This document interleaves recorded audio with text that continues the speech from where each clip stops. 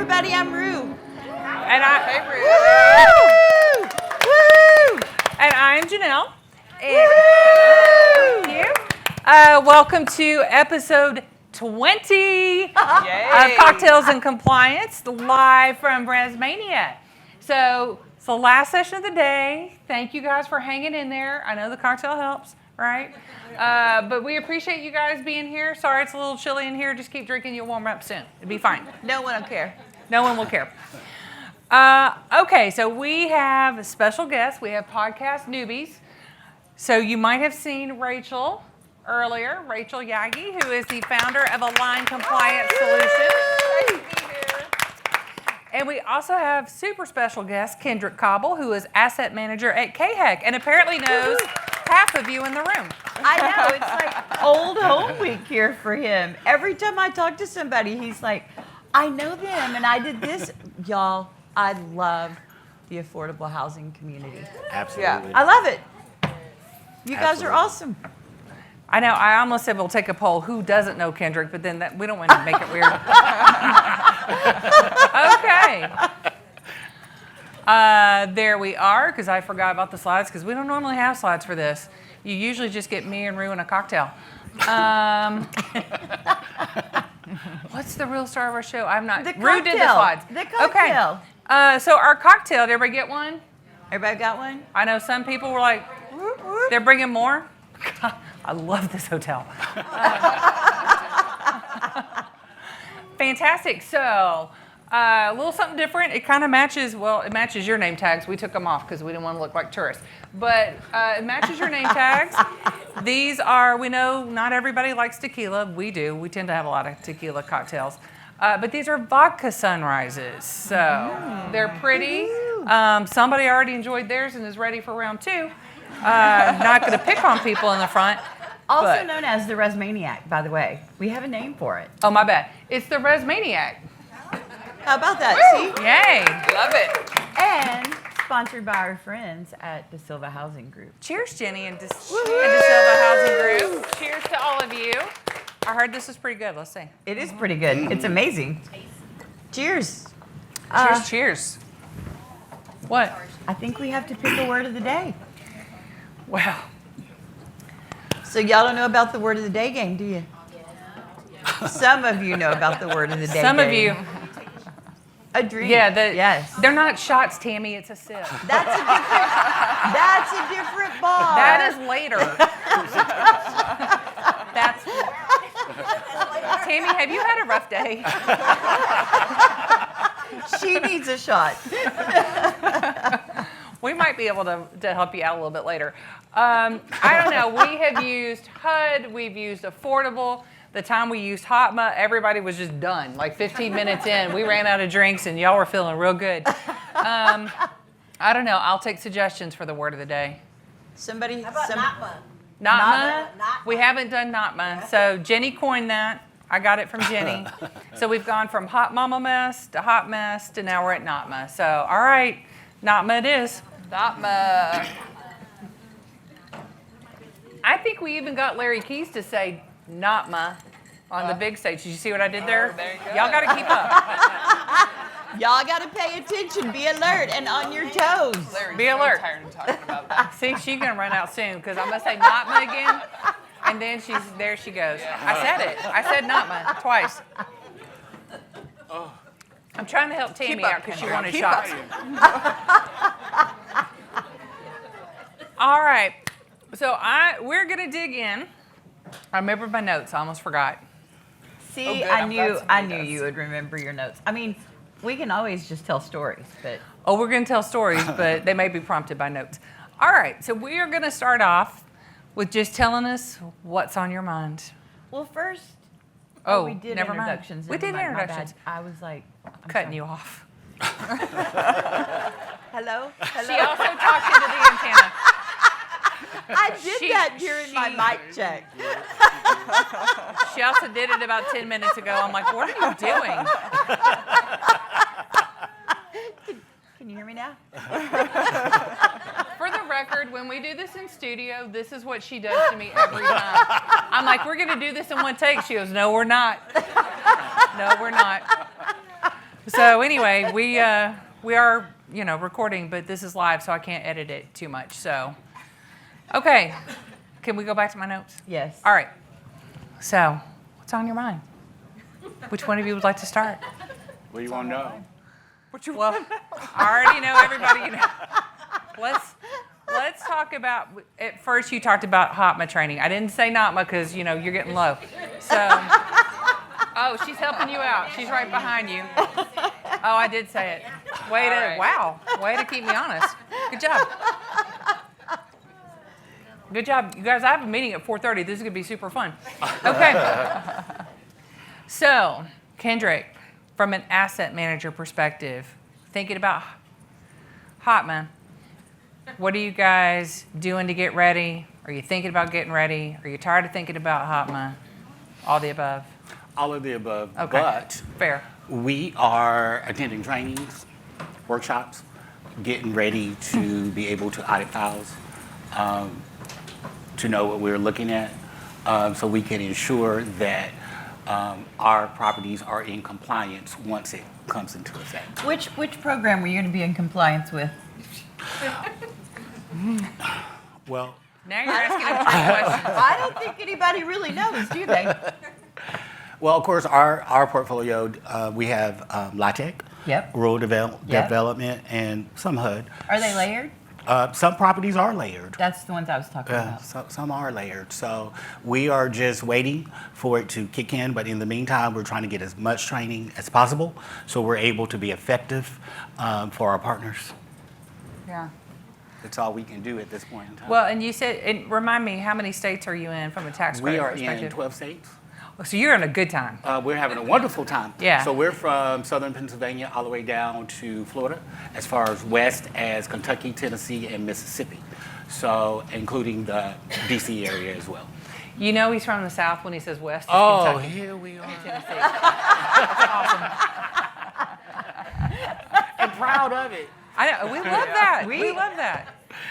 Well, and if y'all have been around TJ, my Southern comes out even more every time I'm around TJ, so God only knows what it'll sound like by the If end you of this. don't know TJ, you would definitely know if you'd been around him because there is no question he is Southern. Yes, yes.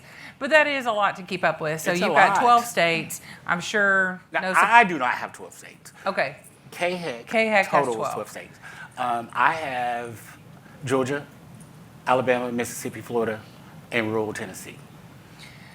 So Just a you few. have that many You gotta different know. sets of Absolutely. requirements that you're trying to keep up Absolutely. with So since all I- the states are doing their own I thing. try my best to attend as many conferences in each state so I can know exactly what they're looking for. Yeah. But Kendrick, are you adopting any policies now? Like some of them? Well, some of them, what we already know. The checking accounts now, you only need two, and the under 5 is changed to, I think it's 56, and it changed every year. So we're adopting some of that of what we already know. Right. But we're just waiting for it to really be implemented once it ever happens. Right. Because that's what I find. I find people are adopting parts of it, right? But then how are you guys managing what parts you're adopting versus what you're not, what you're going to adopt versus, like, is anyone doing that right now? I think do we have mics? Because I think that's kind of an important topic based on the conversation that's going around today. So I'm going to kind of. Yep. Demetria has a mic. I want to kind of change direction just a little bit because I want to talk about that with You the like to people do in that, by the Yeah. way, when we do Do these. what? So you like to change directions Oh. on it. So this is her trying to throw me off again. She's calling it audible. Why I'm like, does all she right, have to we're rolling do with it it. this way in front of all of y'all? It's okay. They know. They've watched it before. They know. They know. All right, so I know sitting outside just a little while ago talking to Tammy's very concerned about the changes that are not going to come. And she's got layered properties and just what do you do? What do you be in compliance with? Do you be in compliance with the new stuff? Do you stay in compliance with the old stuff? We got a lot of really smart people in here, so let's talk about it a little bit. I mean, we can't take 30 minutes and talk about this. Right. But Ms. Rue, there should be there is a little guidance sometimes from the State Housing Finance Agency that you can, call and ask and attend workshops. So that's a little helpful. It gives you a little guidance for right now. CHFA said they were going to implement it 7/1. Absolutely. Oh, so sorry. Oh, hi. Susan Westbrook with NCHFA basically said they were going to implement 7/1, kind of irregardless of whatever HUD was going to do or rural development was going to do. So that's North Carolina, HFA, Yes, for those North of you who are Carolina. not from North Carolina. So I think if you're in North Carolina, whether either HUD's doing it or rural development's You're doing gonna it, follow the most state likely agency. you're already layered with tax credits, so you're probably at least implementing it, at least for those properties. Well, what about like the properties that are layered with HUD and tax credit, right? Where maybe that state has been like, we're gonna wait a little bit, but your tenants can really benefit from some of this. What are some of you guys doing for that? So we're seeing people that are implementing as much as they can to match them up. So like on the tax credit side, moving forward, right? Like doing it all. And then on the HUD side, taking advantage to say a single paycheck stub, disregarding retirement accounts, Right. or I'm sorry, a single bank statement, 2 paycheck stubs, Right. disregarding retirement accounts, Absolutely. things that aren't tied to the TSP, and then things that aren't prohibited through the software. So child support is another one. So, I mean, when we really think about the benefits that you can have when you're like, just get one bank statement instead of 6, that's huge. Yeah. Ignore retirement accounts. And then even from the standpoint of paperwork, right? Maybe you're not going to update your rental application, and so they still say yes to a 401k, but you just ignore it, right? You explain it. I think one of the biggest things that I recommend, though, is putting a clarification in like a note to file that says this is what we are implementing on the HUD side. So when HUD comes out and they look at it, instead of saying you don't have enough bank statements, they can clearly see, oh, this is why you have one. Because even now things might make sense, but we know, just like with COVID, just like anytime we do have an exception to the rule, it makes sense in the moment, and then 3 years later you look at it and you're like, what was I doing, right? And so you have that note so people are looking at it and they know what's going on. So I mean, it really, the really big pieces we're able to take advantage of, and so it helps the staff, it helps align things. So I would encourage people to do that. Yeah. With the exception of retirement accounts, those things that Stacy just listed are not actually part of the HOTMA reg. They're procedural things that HUD changed, right? So those are things that I think if you can get the players to all agree can be changed without a lot of effort. The HOTMA core, how to calculate income and assets, is a little harder, right? Did you just say if you can get the players to all agree? Yeah, Did they're I fine. hear that? Drinks I was help. like, Scott, how much of your drink do you have left? Not ma. There you go. Oh, he said it. There you go. You didn't say you have to say it. No. Well, and I think Stacey There's makes a- a good yeah, point there's too more. about making sure you're documenting those HUD files, right? If you're gonna change any of what you've been doing a few years ago to adopting some of these things, is you must document those so that your contract administrators too know what the heck they're doing Absolutely. when they're going in your files, right? Make it easy for them. Yep. I mean, you just do a sheet that says this is what we're implementing. Absolutely. Each file, every card, Absolutely. You know, just so that they can see it. And it Yes. would be good for the auditor as well, as they Yeah. pick up your file, they can kind of know what you did as she said. So, Yeah. So she didn't have the microphone. She said, should you put a sheet in every file? That is really hard to say. Should you put one in every file? And the answer is yes. Ricardo wants to talk to you. No, she said it, and specifically putting the date when to start. Right. Okay. So the auditor can see, okay, this is. Yeah. Absolutely. Yeah, Yeah. definitely. Yeah. So Rue and I and some others were at NAMA in March, which feels like a really long time ago, but it Does. wasn't. And there was someone from what? Hey, Brad. No, Jenny. Oh, Jenny, do you want to? No, you finish your thought, No, you do 'cause- it. No. You can. You were there too. You can say what Jen said. So I have a slightly different perspective on it, but I'm the HUD side on this. So I'm just going to say it. Say it. You're among friends. I think it depends on if you're layered. I think there's benefits to having a tax credit file and a HUD file, Smart. specifically for this reason. Smart. My goodness. And I also am a strong proponent that you don't get any brownie points for being early adopters, overachievers on the HUD side. And that might lend itself to more confusion for your site and at times for your MOR reviewer in terms of when did you truly adopt. Now, there are some valid points about these discretionary options not being directly tied to the statutory changes related to HOTMA.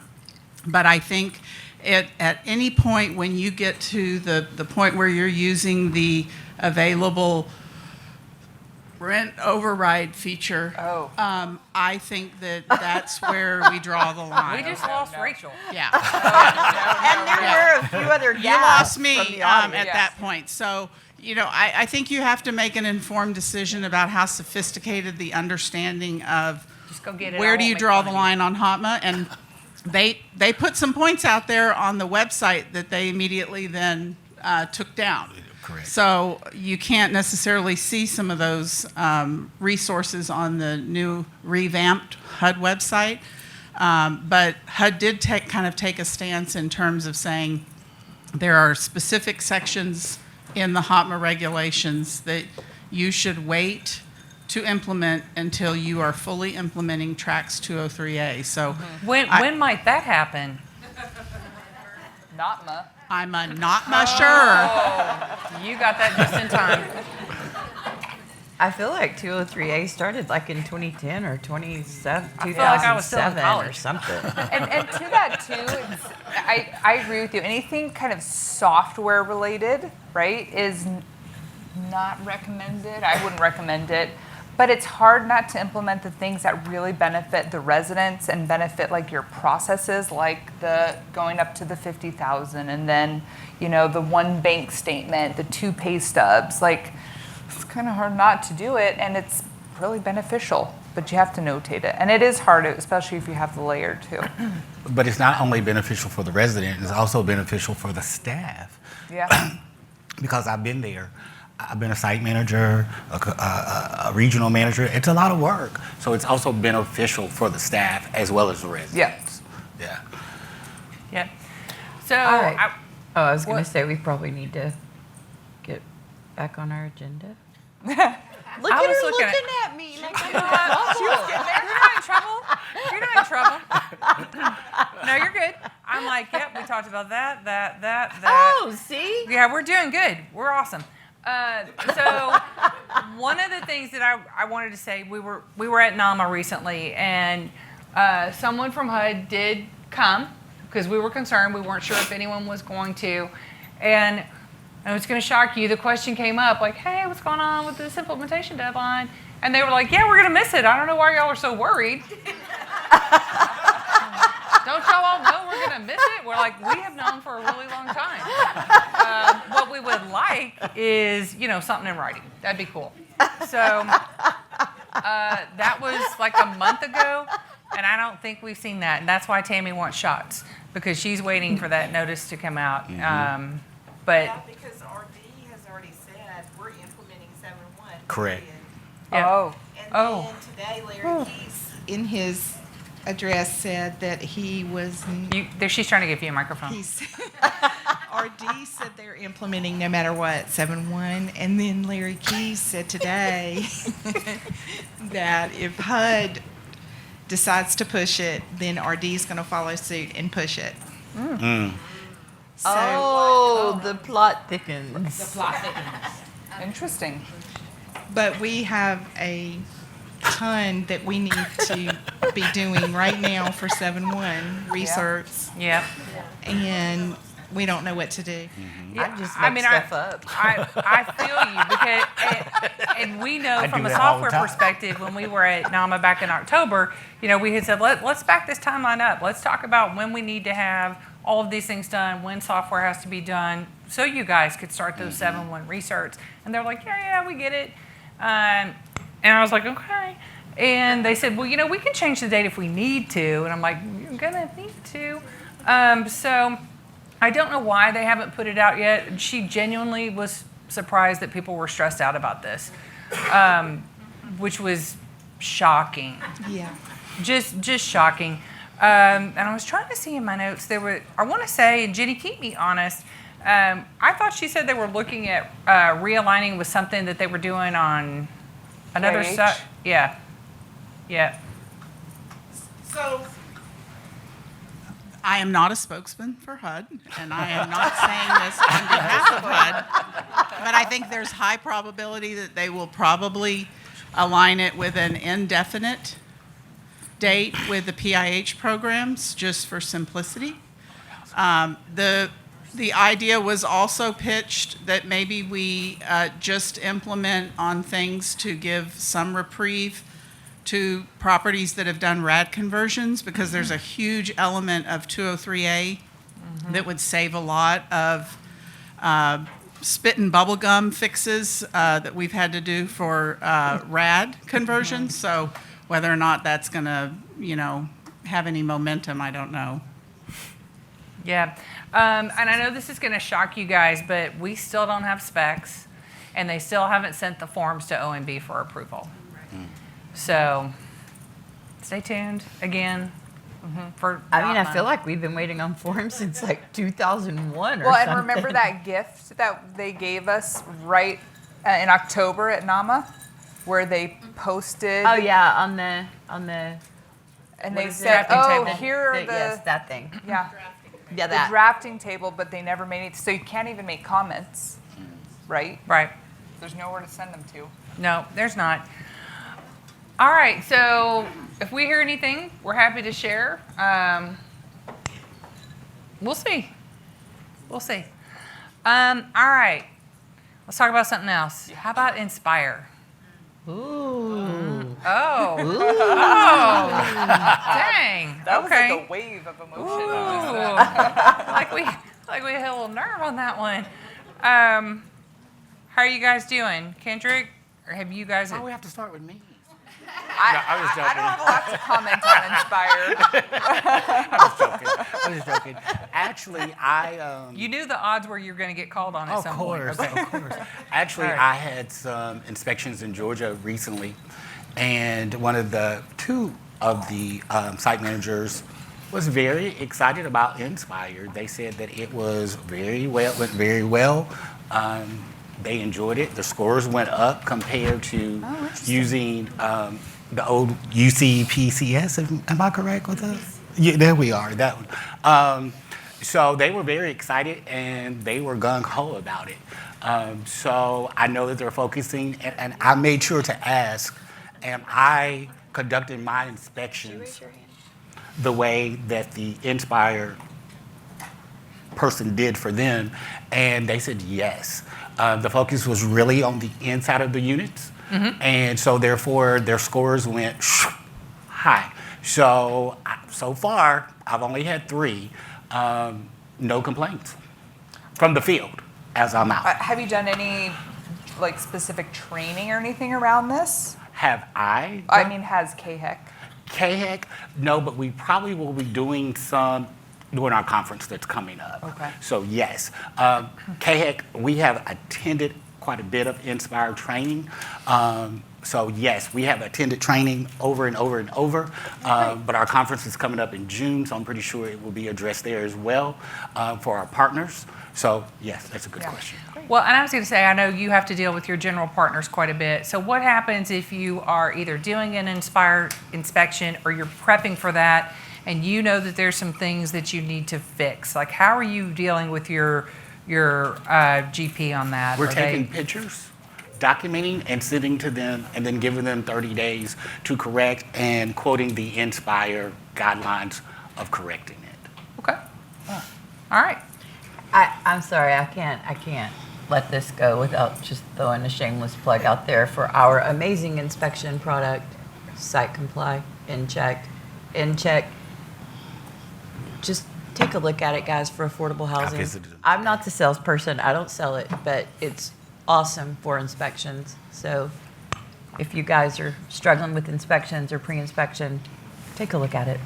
Nice. Yep. Anybody else having any issues with Inspire? I know we've heard a mixed bag of. Okay, Sarah Hanson, way to represent. Look at her, she just got here and I know she's she already just got like, here and she's like, pick me. No, don't pick me. I just have issues. What? She's Wait, I just have repeat it, issues. 'cause I was- repeat it. Don't pick me. I just have issues. Hey, well, we've got beverage right there to help you out. So, okay. Welcome to the ResManiac. It's delicious. I have heard really good things about Inspire. I have heard some people say, hey, my scores are better, which I know is what the product was intended, or the change was intended to really focus on the inside of the unit. They thought scores would be about the same, maybe better. They're better. Some of the things that we're hearing are just maybe delays in getting your scores back. Anybody having that issue? No? You guys are good? Yes? Well, I would say hang on, Chen. Let her get you a mic. everything's I need a mic. Well, we're recording, so yeah. So I would say if you're in the Salesforce website, one of the things we've done probably 25 Inspires since last September, and these are project-based Section 8s and D4s and 223Fs and some rehabs. I will say we're not experiencing the scores going up unless it's a new construction, especially on a rehab or some project-based Section 8s. We're having to go and spend a ton of money at properties to and bring about 25 people with us. We're GC, so I just roll up deep with my construction team and just walk in and do things to make it. So it's obviously if owners are willing to spend that money, but especially on some rehabs and some project-based Section 8s. Some of those items are just very costly.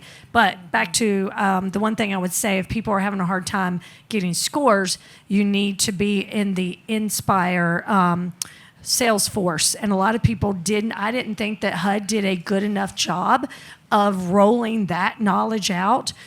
We actually talked about it at SAMA, because that's the way that you get your scores. That's the way that you interact with HUD. So like before you go in, you went, when it was a REACT, you went into HUD Secure Systems and you got into your PASS, I think is what it was called, and you pulled down your REACT score. But now you have to be in Salesforce. And if you're not in Salesforce, that is where you interact. That is where you can get your immediate scores. You can calculate right that within an hour or two of the inspection, the inspector is uploading stuff in there. And then you also do your 24-hour things in there. And you can also, what's it called? Appeal. Yeah, appeal something. We appealed something last week because they wrote us up on an Inspire on a tenant's fire hydrant. Not hydrant. Sorry, not hydrant. Fire extinguisher. Extinguisher. Sorry, I'm on number 2. You already got me now. So fire. I'm like, They is might that have an had. amenity? They might have had a fire hydrant too, but fire extinguisher. But it was theirs, not ours. It was not management provided. It had not been tagged. It had not been tagged, and so we appealed it. And of course was able to, and we also got some of these inspectors, sorry I'm going long-winded on this Inspire though, but some of the inspectors are not as well trained as the management companies. And so I would say you should appeal, you should know how to appeal, you should know your stuff, you should be able to write them back. And we got a brand new rehab that got written up 30 points for smoke detectors that they said were not hardwired, and of course they were hardwired. The thing had just been put in place 45 days ago, and they just didn't know what hardwired really was. I guess not. So we sent them the permit. So anyway, Did they say anything about your water heaters?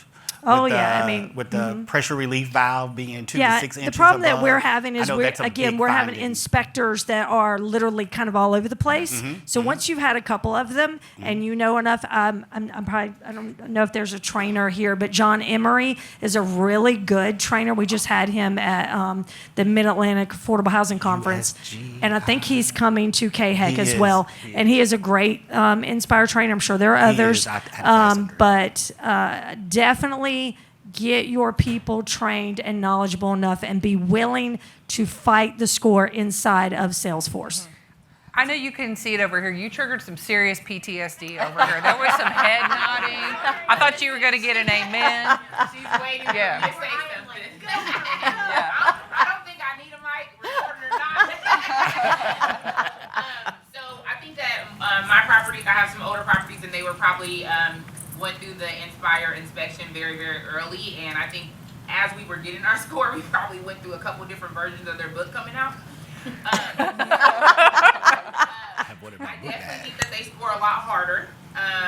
It is very, very important for you to take the time in to put in the training for your staff on the most recent version because a lot of things change from the beginning.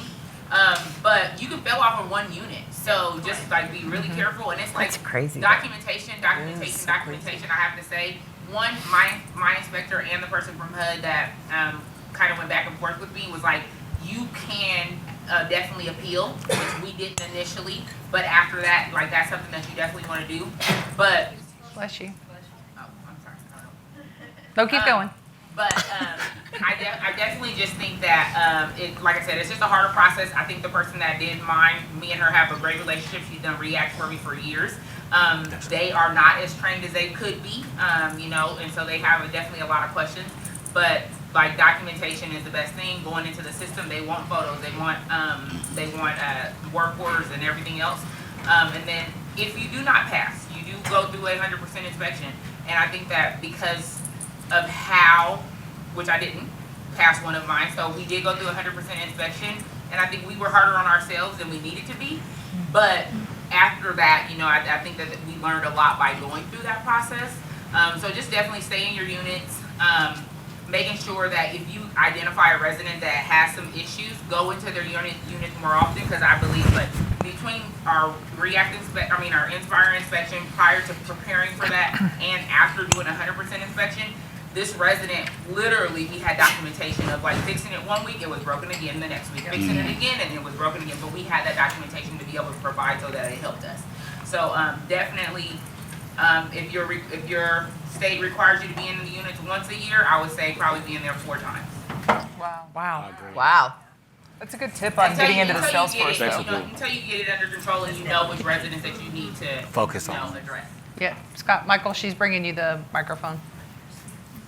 I think something to watch for in terms of cost and asset management, and this is just to start with, but there's like new affirmative requirements. Placement of smoke detectors, carbon monoxide, the railings where they didn't used to have to be, GFCI. So you need to get up on that stuff because that will cost, and then it applies to tax credits too, so that's across the board. So Jenny and I can agree on this. So we'd have to have be prepared for that. But the other thing my team reports, not having done it myself, is that Salesforce is very clunky and like everything has to be ported individually, each finding, and it was very, very difficult. So you have to invest a day to get your stuff uploaded. And having not done it myself, I'm just reporting what my team tells me, that it is just really painful. And so you kind of have to be prepared to deal with that pain as well. Yeah, each unit had one of our units had probably like 30 work orders, and they had to be separately documented, and then the photos had to be separately. Oh my gosh, Yeah. RCRS. Yeah, it's worse than RCRS. It's worse than RCRS. So I would say if you are a large enough company, so what I did is I totally have a director now that all they do is handle Salesforce.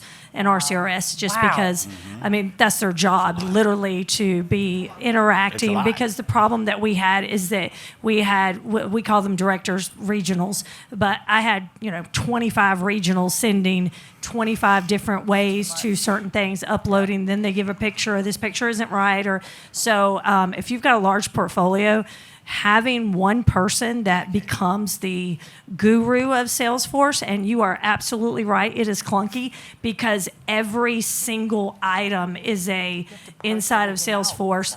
It is a separate item, and you can chat back and forth with HUD on that particular item, that particular write-up, that particular picture. But I mean, again, you could have 50 of them or 150 of them, depending on what you had. And then one other item I would say is like when it talks about the smoke detectors. So I know the NCHFA, North Carolina Housing Finance, they are implementing their Inspire protocols this year, and we've kind of went back and forth with them in regards to the placement of the smoke detectors in the bedroom, and if they were anywhere near within 3 foot or something of a ceiling fan or a exhaust fan or like one of the AC return vents. like, so they wanted that moved, and I said, if you think I'm going through a 96 unit property and moving that hardwired, that's not happening. So what, okay, fine, we're just gonna put 2 of them in the bedroom. And so we went in and just added another one, and I mean, just battery operated, lithium operated, and stuck that sucker up there, and the tenants are like, now we got 2 things to beep, but hey, a lot cheaper You get some than calls about that? hardwired. Two things beeping now? I mean, yeah, so anyway. Oh, well, I will say one of the things they talked about at NAMA too was with some of the additional attention on funding. I'm trying to find a nice way to put that. Thank you. Appreciate you. My filter was still working. That's awesome. No. I do know that they said one contract with a company that does Inspire inspections was canceled, had been terminated. So there's really only 2 companies that are doing this nationwide. So they said you could see a slowdown in the pace for scheduling, a slowdown. I know, y'all weren't sad about that, were you? Yeah, look at you. So it may be a little slower. Maybe a little slower to get your results, things like that, the publishing the scores. One thing they did say, and I want to make sure I get this right because, it's the end of the day. If you have an inspection that is required as part of a conversion or a new contract, they said you might want to reach out to your account executive to get that scheduled. You do you. If you want to reach out and do that, cool. I have to tell you, though, Rue looked at me at one point, she goes, are they talking about the Salesforce we use? And I went, yes. Who knew? Who knew? I mean, when HUD their said we're sales using reps are Salesforce, amazing. I'm like, you kidding me? But okay. So it sounds That's like you guys amazing. like it. Well, no, we just use it for a very different purpose. I was like, oh, I didn't know you could Well, because configure it it's for called that. Salesforce, not inspection Force. monitoring Right. force, right? Yeah. Right. That's very It's not inspection interesting force. That's what they use to monitor that with. Yeah. Okay. I know this is going to be shocking, but we are almost actually at time. So I got 6 pages of notes. We went through 1.5. That's not bad because That's not we bad. did start a new topic. That was right. So we're good. So want to make sure everybody knew that income limits came out earlier this month. You guys know? Yes. Good. Rue, do you want to do a shameless plug? I do. Your software does it for you if you just turn on auto update. So and then you get a nice little email. Bam. Yeah. Bam. Yeah. All programs? Thanks, product people. Not all programs. Corbin helped me. Which She just put me on the spot. Sorry. I'm just kidding. Yeah, so HUD is automatic, and then tax credit we upload with, it also includes hero limits. There you go. There you go. All right. Rachel, since I picked on Kendrick so much, is there anything else in our last couple of minutes that you want to cover? I kind of want to talk about tech adoption in the industry. Yes. Because it's something I'm really passionate about. I had a class on it earlier today, And that wasn't even fancy tech, right? It's just using like SharePoint and Excel even. But, you know, part of, Do you want my notes on this? oh, do I have notes? Yeah, you got notes. There you go. Right there. Have Oh, fun. look at that. Look at you. Well, I think what tech helps us achieve is centralizing more and more of the site staff duties, right? We need to start taking off things from them so that they can really focus on customer service, Because right? they have a Leasing lot. units. Yeah. And monitoring the physical asset, right? And they've, over the years, so much has been dumped on them, and it's become complicated, and everything's very clunky, and it's affordable housing, and most of the time things are clunky. But if we utilize technology, we can start centralizing more of that, right? I was just talking about centralizing EIV master file. Like, we don't need the sites to do that. We don't need them running reports. We can do that somewhere else, and we can resolve all of the things. What about MOR prep? How about we just delegate to them what we need? What about recertifications? All of this stuff, right? Filling out applications. If we need to adopt more technology. And remember we were talking about how in our little pre-call, how a lot of, maybe our elderly properties right now, right? They're gonna be slower to adopt, but how many 60-ish-year-old folks do you know that aren't using smartphones already? One. Ma'am, you look really good for 60-ish. That's right. For my residents, they have a flip phone. Yeah.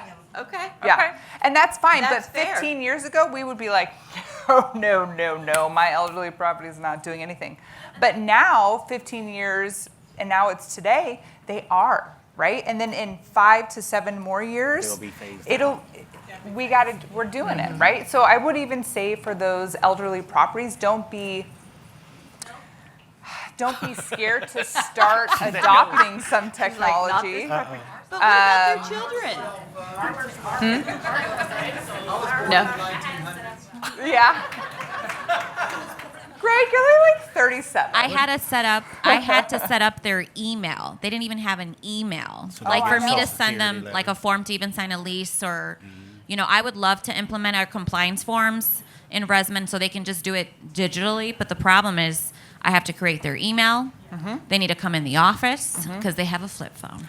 But are those your 60-year-old residents or those like your 80-year-old residents? We have a lot of veterans, and they're in their 60s, their 50s, and their 40s, and they're old timers, and they say they don't got time for that. It's just because 62 and over is like a thing. Yeah. All I'm not saying trying to is discriminate, I'm 62 ladies. and I sometimes can't use tech either. Mine,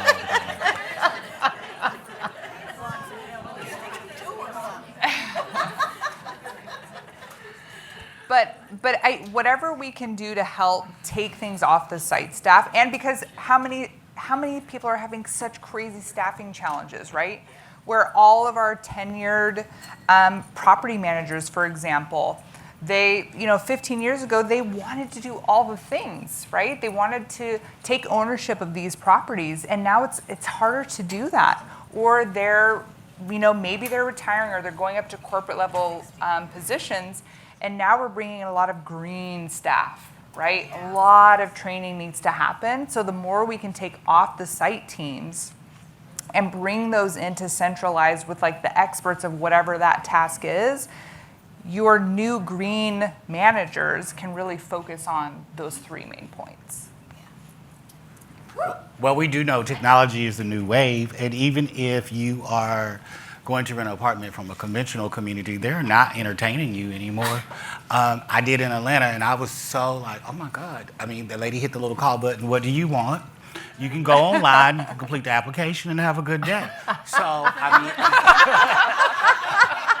I'm like, what happened to the customer service?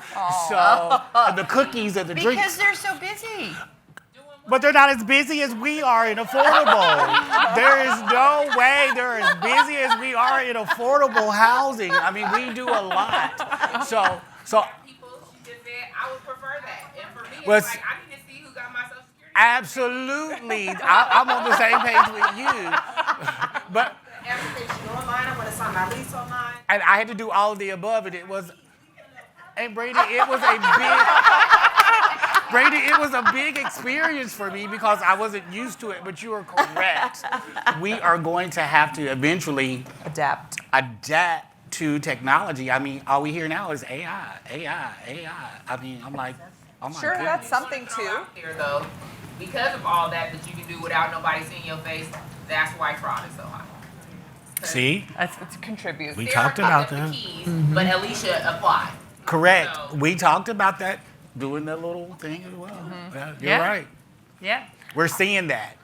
We're seeing that out there. Yeah. I'm glad you said that. Thank you. Yeah. Yeah, because I don't think we can go that way, right? Where it's like an intercom. Yeah, just, drop your things, go online. I don't need to see you anymore. Yeah. Well, All right. and- Oh, no, you're good. no, You're you good. go. I thought you paused. I'm sorry. One All right. We are out of time. I'm going to let Jenny. It'll be real quick. I was All saying right. you're saying we need more tech, and whether it's AI or tech is like none of that replaces the human interaction. Right. 100%. So that That's has right. to That's stay in place. 100% right. Absolutely. That's right. All right. Well, thank you guys for being here. You're Thank you guys for welcome. hanging with Thank us. you. for this Y'all, conference. Hold on. Oh, just kidding. Not just thanks for hanging with us right now. Thanks for being here with us this week. You guys are rock stars. You are the reason we do what we do. And thank you guys No. so much. Thank you. Thank you.